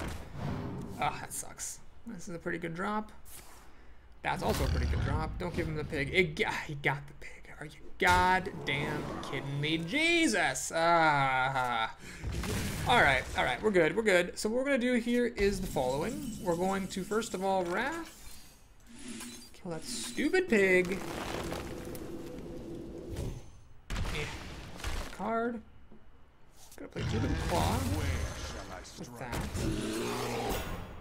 Going to then Claw, Shapeshift. No, it's engineer. This guy. He's got 5 cards to my 5, but he's got the play, so he's got the advantage. Let's see if he's got anything good, because if he doesn't have a particularly great turn, dropping this will be very strong. Or even this. Unfortunately, can't do both. But I can do this, Wrath, and Shapeshift. Or this, Panda, and whatever. Steady Shot? Okay, that's a good start. Means he doesn't have 9 mana's worth of things to ruin my life with. No, geez! Wow, that's impressive. I don't actually know what that means. 5 cards and nothing to play? He could have, like, multi-shot or some, like, bad removal, I guess. Let's do this. Let's do this. Hit him in the face. Shapeshift. I'll make a little bit of a tech play here. Gonna hide my Reckless Rocketeer in my hand. He didn't do anything at all last turn, so I presume he has no taunt, so this should be good for 5 more damage when he can't interfere with it. Starfall and Wrath, tragically, cannot target the opponent's face directly, but I believe I have 2 more swipes in my deck. So this puts him down to 8, Shapeshift down to 7, and if I find a swipe, I should be close to winning. He didn't have anything good in 5 cards. He just drew another card that he likes much better, and it's an Ogre, so I can't blame him for liking that card quite a bit better. Is he going to play a multi-shot against me here? It's going to Hunter's Mark. Ah, so that's what I see. He had a Hunter's Mark, and it seems a multi-shot. No, a Kill Command. Well, that's much better than multi-shot, so I'm okay with this. Pretty okay with it. I actually got to keep my Panda, which I wasn't expecting. Okay, before we do anything else, let's draw a card. I hope you like my invention. Alright, I've got 2 Wraths, so it should be easy for me to dig my way to a swipe. I've got enough health that he shouldn't be able to kill me. So, next turn, I'm going to do what I did at the end of the last game, which is Wrath twice, and look for a swipe to kill him with. So I'm going to get 3 out of these 9 cards. 2 of them are swipe. Pretty good odds of finding that swipe. And of course, he still has to kill all of my minions. Kills the Reckless Rocketeer. He needed a multi-shot. Or Unleash the Hounds, and he didn't have either. Dark Iron Dwarf is not a beast. I don't know why he played that after the buzzard. Okay, he's just throwing everything out there. He loses. That's crazy. I don't even need my swipe. I'm not gonna bad manneredly play my Wraths. Cool. So yeah, a hunter without Unleash the Hounds is a hunter I want to play every time I play a hunter.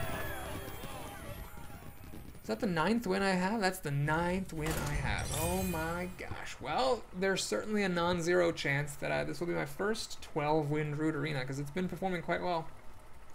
Some tense games here and there, sure. I got lucky that hunter didn't draw Unleash the Hounds, sure. But at the end of the day, the luck balances out, so I feel like this is pretty well deserved to be here. I guess, you know, having some Iron Barks and a bunch of removal is good enough to do pretty well.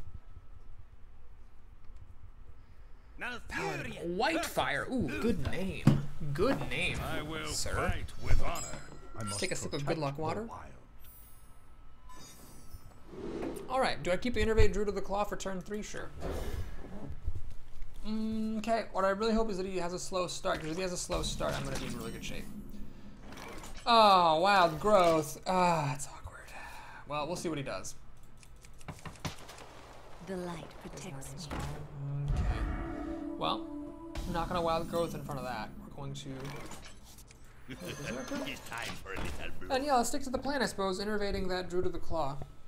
I mean, I could just Wild Growth and play Druid of the Claw the next turn, but why do that when I can play Innervate Druid of the Claw turn 3, and this on turn 4, and be pretty happy. Okay, so what we're going to do here is kill the Loot Who you Warder. want me killed? Enrage my guy. Innervate. Shall I strike? Taunting and taunting. I don't even know what he could have that would be a really good answer. I mean, he can coin, sure. Blessing of Kings doesn't quite work. True Silver Champion doesn't quite work. Hammer of Wrath would let him kill this, but it's not that great. He's just playing an Acolyte. Alright, this is good. I think I'm doing pretty good here. Pretty well. Sorry, let's talk like a grammarian for a moment. And he's going to get some damage through on that. Fair enough. So I could play my own Acolyte, or I could pop this.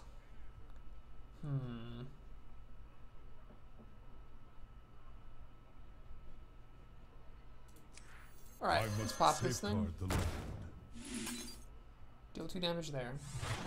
Kill the Acolyte, don't let Paladins keep creatures. I don't want that getting Blessing of Kings. Hit him in the face for 5 damage. And see what happens. I mean, True Silver will now kill this.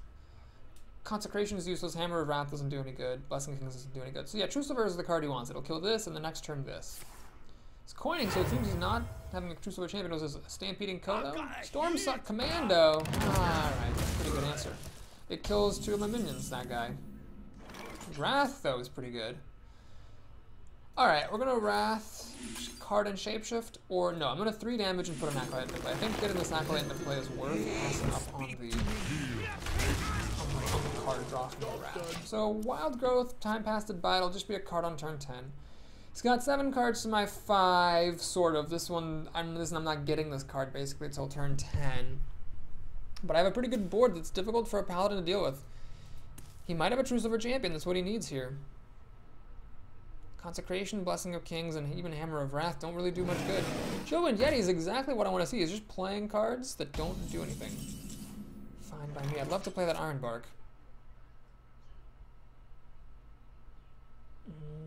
Alright. I'm just going to keep it super safe. 6, 8, 9. I can take him down to 10 health. No, we'll kill that Yeti. Okay, super safe. And I'm actually going to Wild Growth here. Just so that I can play the Ironbark next turn. I mean, I've got the lead on the board. He's going to play some dumb thing. I'm going to play the Ironbark. The best card I can think of him playing here is a Sunwalker. Because that stops my advance, stops me from dealing damage. And sure, I can play an Ironbark in response, but then he's got, 7 cards to my 5. This Acolyte doesn't do some gold money cash dollar action, then I'm going to be in a little bit of trouble because I went down a card for Innervate, I went down a card for Wild Growth, and then he went up a card for Suckdo.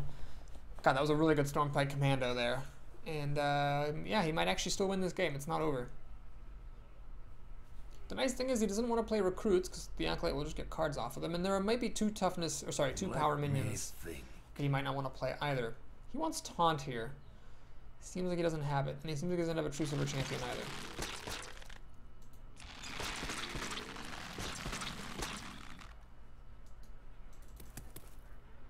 Sometimes when your opponent thinks, you're not quite sure if they're thinking because they're desperate or if they're thinking because they have a really good hand and they're not sure what to do exactly.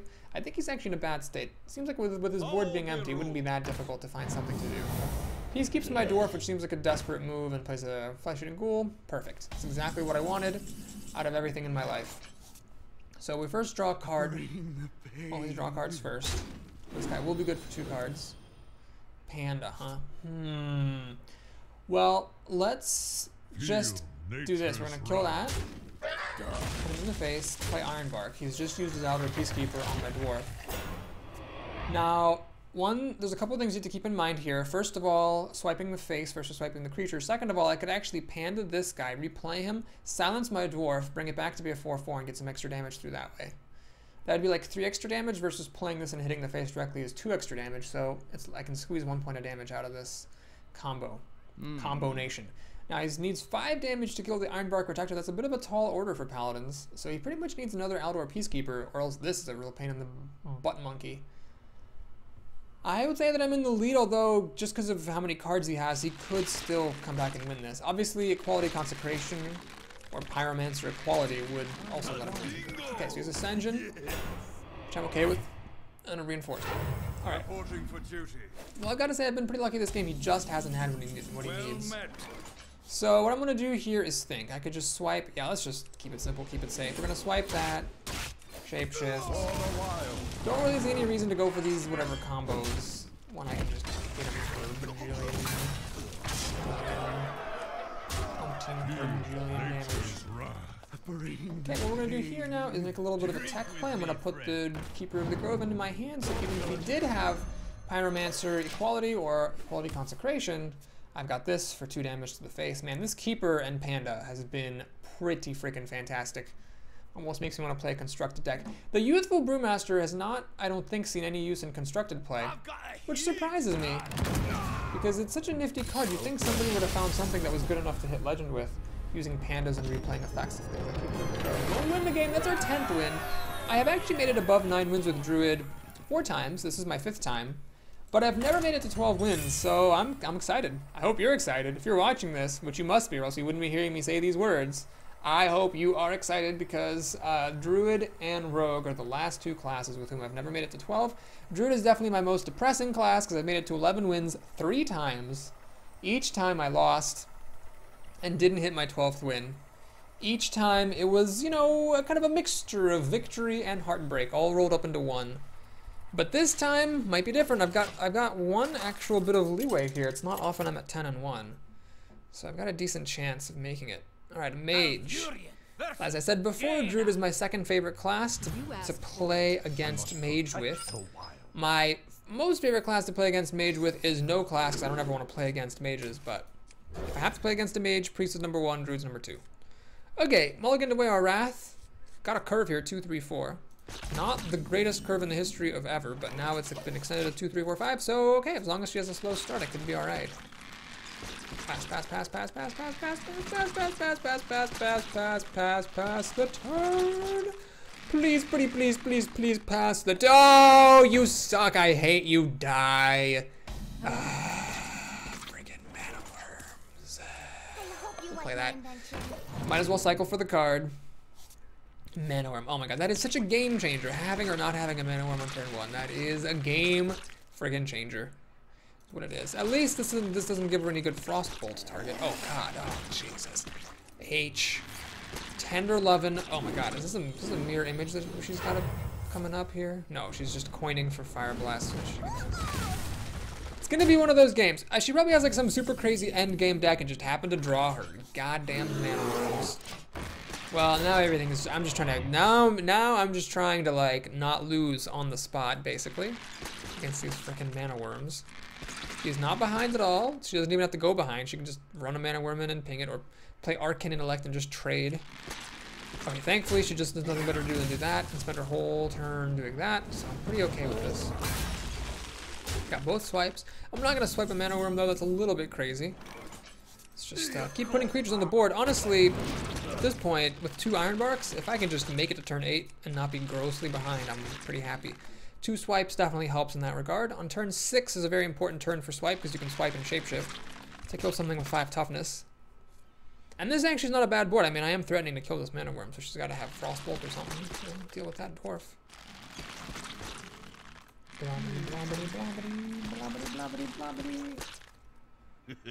It's time for a little Frostbolt? blood. She has nothing. She actually just has nothing. Lovely as well as dovely. Okay. Druid of the Claw. Where shall I strike? Gonna make a little bit of an unorthodox play. I'm actually gonna charge with this thing.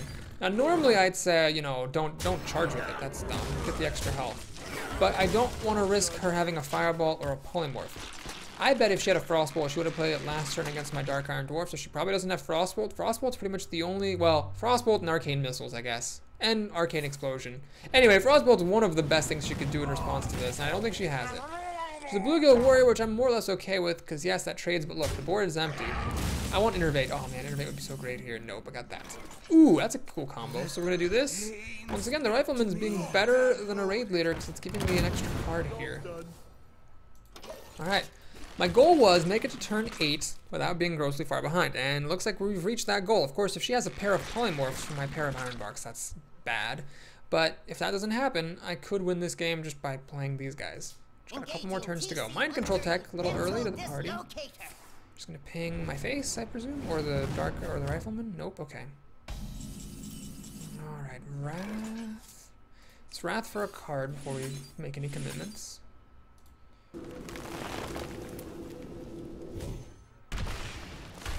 Claw? Keep this guy around? What else am I doing with my mana? Nothing, really. But I can just shapeshift, so this Claw doesn't do much. The question is, do I want this Acolyte on the board?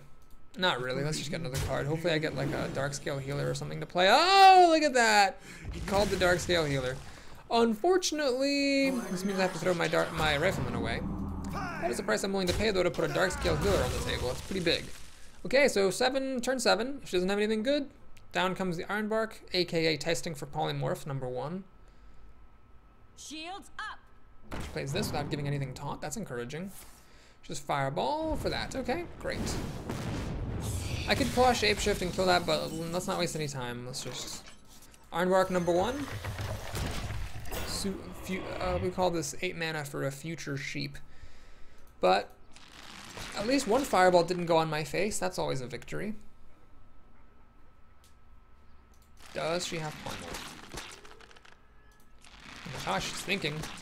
Could it be we're at 10 and 1, we played an Ironbark and the Mage doesn't have Polymorph? Could that be? Oh my gosh. Well, she's gonna run this in. No, she didn't even wait to see what the card was. She's just running it in. So no Polymorph. Awesome sauce. Okay. We've got all 3 swipes here. But do I want to use them?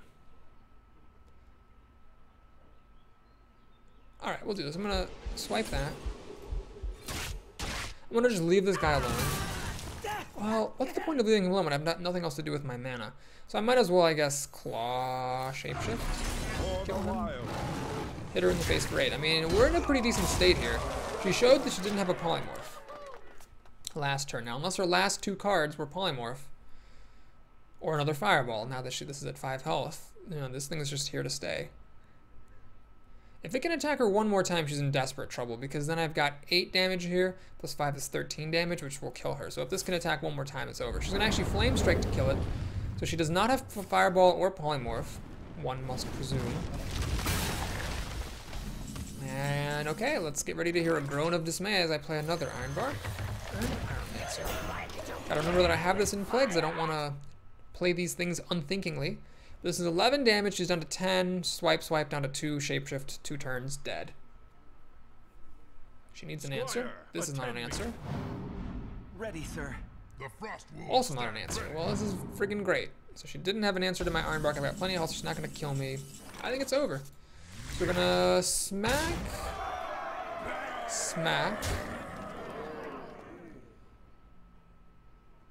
Oh, let's play this first. Yeah, let's do this. Hit her in the face. And whatever, I'll just... Actually, you know what? I'm not going to swipe her right now. What's the point of swiping now? I'm just going to shapeshift and hit her once. She doesn't know that I have swipe. I don't want to damage my minions, basically. I don't want to damage my minions at all. I want to keep everything at full health, make it as hard as possible for her to deal with my board, with my Ironbark Protector especially. And then I've got 2 swipes to kill her with. I mean, the only out that she could have is like Spell Block or Counterspell plus Life Gain or something wacky, but you know, it's very unlikely at this point.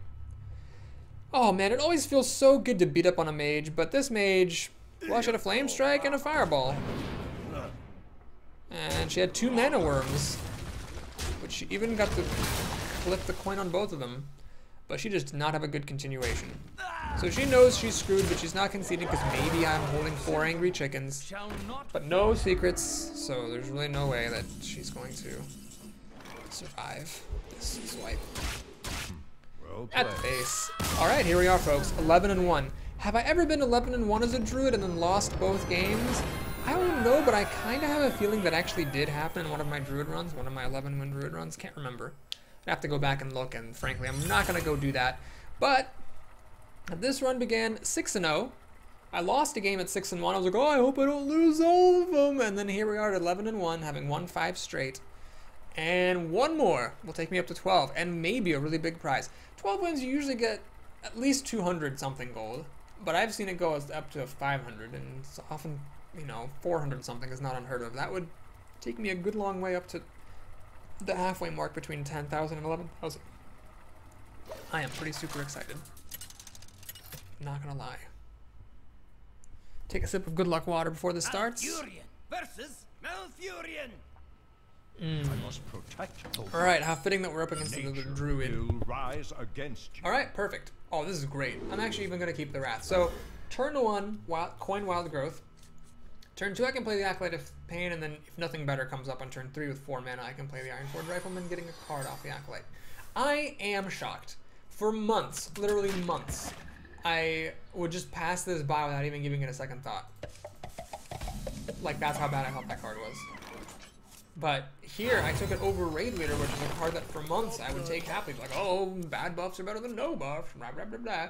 But here, I took it head to head, and I've actually never regretted once that that was not a Raid Leader. Mind if I roll knee? Alright. So I could do this and just kill the Loot Hoarder, but I'm going to be a little bit risky. We're going to play the Acolyte and hope to kill the Loot Hoarder this way. So why am I doing that? Well, because this gives me more cards. Uh-oh, I smell a Druid in the claw here. They are No, that's a big difference. This is the same stats as the Druid of the Claw, but it doesn't have Taunt, which is obviously very significant. So we'll kill the Loot Hoarder, get our card. Wrathy McRatherson. This thing is just huge. Alright, we'll play the Grizzly here. The Smith. So my hope is the Smith kills the Grizzly, and then I Wrath the Smith to death, which is fine, because there's 2 cards in this package. This was innervated out, so if I spend 2 cards killing it, that's actually fine. And the Acolyte will be good for 2 cards unless it gets Kodoed or silenced.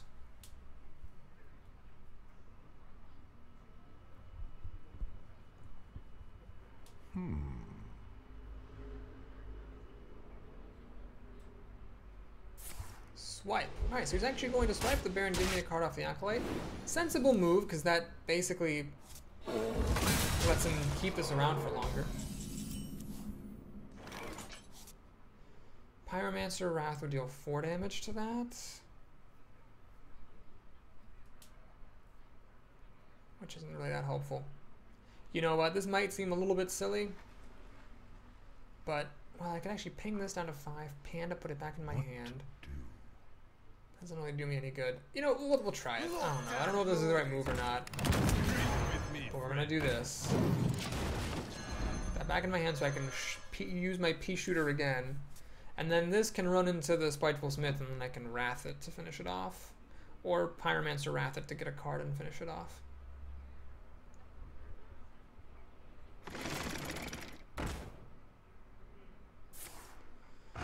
He just wants to keep this thing alive for as long as possible, so it's pounding away for 4 damage a turn.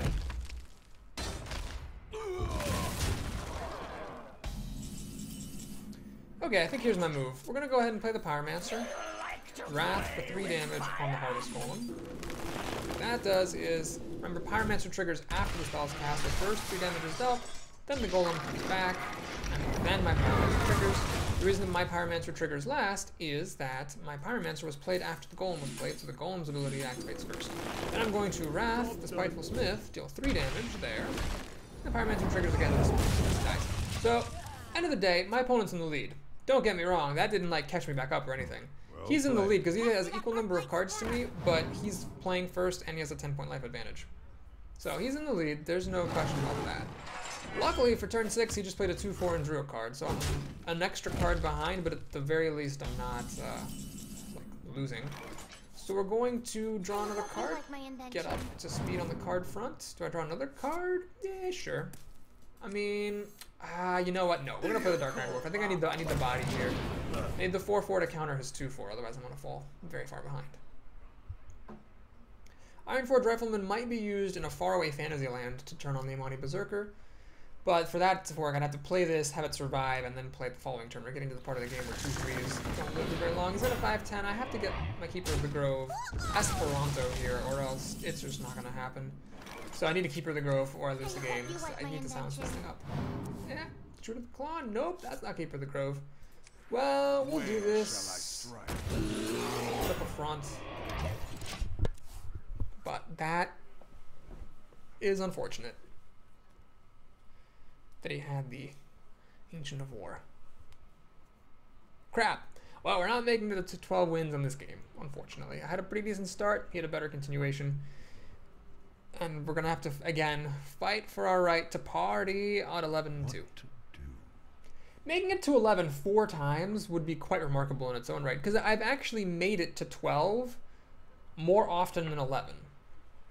Which makes sense. That's not that surprising, because with 12 wins, it's 12-2, 12-1, 12-0, whereas 11 wins, there's only one record that ends there. So it's actually more likely that any given player would make it to 12 wins more often than 11. But still, it means that more than 50% of the time when I am at 11 wins, I end up making it to 12. So for me to, with a single class, keep on getting stuck at 11 would be very, very unfortunate indeed. He's Power of the Wild, which gives him a student and then buffs all of his Shazazzles. Can I please get Keeper of the Grove? Well, it wouldn't even do me any good now. Ah, God, this is bad. Swipe. Swipe is really a too little, too late kind of a thing at this point.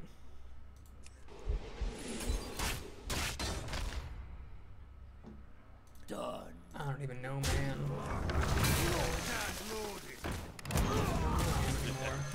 Well, when in doubt, just put creatures on the board and wait and see what happens. But he can just kill my creatures and he's got the lead. I am going to draw a card and concede. And hope that my curse, my Druid curse, this is like the Red Sox not being able to win the World Series kind of a thing I've got going on with the Druid. My Red Sox curse on the Druid is going to be done with. Alright, Kodo, that's great. Glad that happened. I needed Keeper of the Grove, didn't have it. GG. So, hopefully, you know, I just have one request, not a Druid. Just not a Druid. I'm happy to play anything but a Druid in this last game, even a Mage. I'll take a Mage even, I'll take a Priest, I'll take a Warrior. I haven't seen a Warrior. Who's seen a Warrior in the last, like, 5 years in the arena? Anybody, and we're trying to make it to 12 wins. Let's take another sip of good luck water.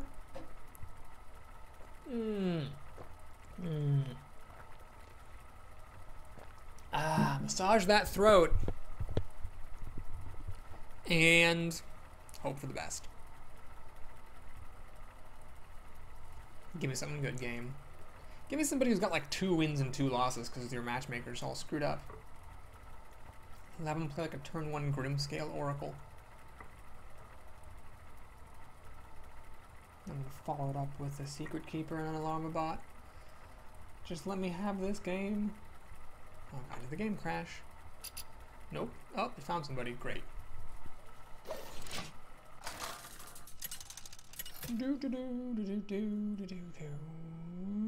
It's a shaman. Perfect. Not that shamans are weak. In fact, the shaman here probably has all the important cards, probably has the hexes and the lightning storms and all that jibbity jazz, but not a druid. Not even a mage or a hunter. I'm happy. Okay. So, got the Twilight Drake, which is a little awkward. Not the least of which because I'd rather really innervate something earlier, and that means the Twilight Drake's going to be small when it comes. I could actually innervate, coin Twilight Drake. It would be a 4/4. That's not impressive, unfortunately. Not impressive. I might consider innervating it on turn 2. It'd be much bigger than, well, a little bit bigger. How big would it be? It would be a 4/6. That's actually worth doing. A little risk here. A little risk. Earthshock, of course, will kill that. As will a Hex. But what's life if you don't live, guys? What's life if you don't live? 4 cards on my side of the screen, 5 cards on his. I've got a 4/6, and he's only got 3 mana to respond. He needs a very particular set of responses. Hex or Earthshock. Pretty much it. Oh god, what is this? It's a Hex. Well, so he hexed my Innervate creature, which means he's ahead on cards. But the good news is I can play the panda. It's time for Oh, sorry, my berserker. Could have played the panda and replayed the frog, but might as well save the panda for this guy. There's a chance anyway that that'll work. Let the pain. Alright, well we're gonna actually silence this up. Lightning bolt! Oh, alright, it's gonna be one of those games, is it, huh? Is it gonna be one of those games? Is it gonna be one of those games? Do I silence this up, or do I play the Cult Master so that if he kills the frog I get a card? I'm gonna trust my instincts. I'm gonna silence this. I don't want him getting any more cards. Even though it won't actually be easy for me to kill it, because it only deals 2 damage, I can just ignore it for the time being. Oh, he had the Hex for my Drake, and he had Lightning Bolt for my... What are you gonna do? You're just gonna lose some games. That's what you're gonna do. Flame Tongue? Are you god damned kidding me? Alright. Of course, we got the Taunt Totem as well. You know what? I'm done with this shit. Can Starfall it up? Take advantage of the fact that he's not getting a card out of the deal. That's all happening. So he's got 5 cards, one of which is a 1/1. I've got 4 cards, all of which are quote-unquote real cards. He's gonna play a Fire Elemental next. Is that what's gonna happen? I just need to get a turn. Me being second is so deathly bad here. I wish I were the one playing right now. He's gonna Lightning Bolt this, and we'll throw the Acolyte at it. Yeah. Alright. Well, at least he's not gonna play that many more minions. I'm gonna do this. Don't mess with Tusker. Drink with me, friend. And replay it. So he's not gonna play too many more minions, or hopefully any more minions. He can kill one thing with his Ventricle Mercenary, but then I can throw the Cult Master down and throw the other cards at the Mercenary, get my cards back, and get back in this game. No Fire Elemental, please. Good. No Fire Elemental, please. No Lightning Storm also. Oh my god, is that a Lightning Storm he's about to play? He actually is about to play nothing. He had no minion that he could play. Okay, perfect. Oh, alright. So we played Cult Master. And well played. Let's drop. I'm wondering if I should Wrath this so I can keep my pig. No, it's really not worth it. Let's just throw the let's throw the weakest stuff in first. So I can maybe change my mind if something wacky happens. Sucks steel. Okay, nope. Can I get a 3-drop? I don't even know if I have any more 3-drops to play. Ironforge Rifleman, I guess. Hey, there he is. Oh, God. Honestly, this guy's not doing anything for me. So I might as well just play. So here's where Raid Leader would have been better. Okay. Well, I got 4 cards. He's got 4 cards. I have 2 creatures versus a totem. I'm actually back in this, but if because he missed a couple of turns. He didn't do anything at all for a couple of turns. But if he catches up with a Fire Elemental or something good, I could be in a lot of trouble. The Frostwolf Warlord, no problem. I'm okay with that. Totally okay with that. 100%. A-O Flibbity K without Frostwolf Warlord. Do you play the Ironbark Protector here? Oh yeah, you definitely play the Ironbark Protector here, because the only answer that he could have to that is a Hex, but then the Frostwolf Warlord would have to actually kill it, giving me a card off the Cult Master. Okay, I'm catching up. Oh my god. I thought I was going to lose, but he had a bunch of really crappy turns, and now I'm back in this to win this. Do your worst. Well, actually, don't do your worst. Don't do your worst. Do your 3rd worst or your 4th worst. Oh, geez, that's actually pretty good.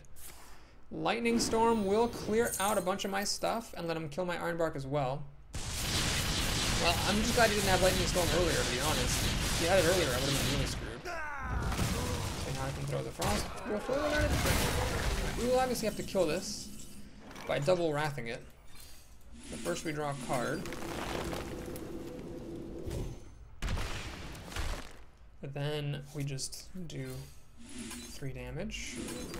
Yeti slightly overpriced, but giving me a little bit of health. So he's got 4 cards to my 4 cards. I've got some cycling though, and I've got this to trade up. I might be all right, but I was much more all right before he played the Auctioneer and Lightning Stormed. Fen Creeper, no Probalo. Did you kill it? That, no Probalo as well. All right, good. He wasn't able to do anything good at all there. So we're going to Dark Iron Dwarf. Well, hang on. First. Always draw cards first. We're gonna first do this. And he's like, did this guy just play 4 Wraths against me in 2 turns? And the answer is yes, and I'm sorry, but only a little bit. It's a dog-eat-dog world out there. We're gonna do that and see what we get. Well played. Wild Growth, okay. Then I'm going to play Novice Engineer, see what I get My there. invention. Swipe, not relevant at the moment. Drop Talker and Dwarf, all that. I'm looking very frustrated, but you know what? We all have our frustrations, Doom Chickens. I'm sure you've had some very good wins to get here. Don't take it out on me personally. It's all good in the hood. Just don't play Fire Elemental, that's all I'm trying to say. Snapjaw, not a big deal, although it is actually kind of annoying. Actually, so when I said it's not a big deal, what I meant was it's kind of a big deal. However, I can now swipe and clear his board because he played everything. Well, that's great. So first, draw a card. Always draw cards first. I have enough mana for everything I want to do. Do boop. Acolyte of Pain. All right, so we'll swipe there.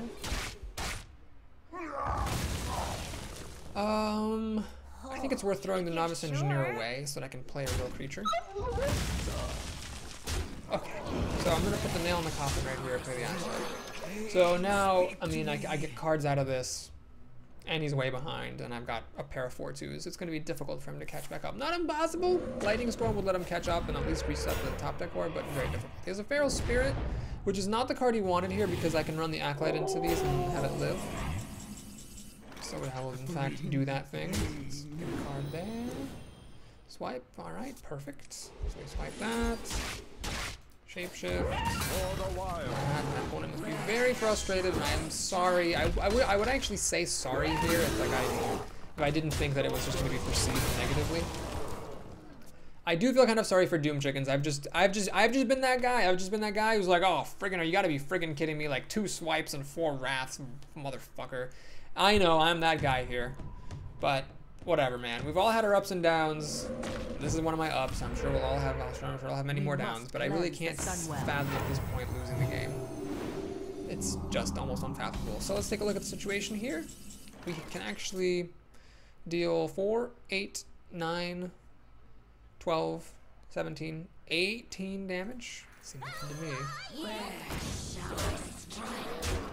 If I can play Druid of the Claw, I can the spot. But as it is, we'll content myself with flying all the way down to 1 health.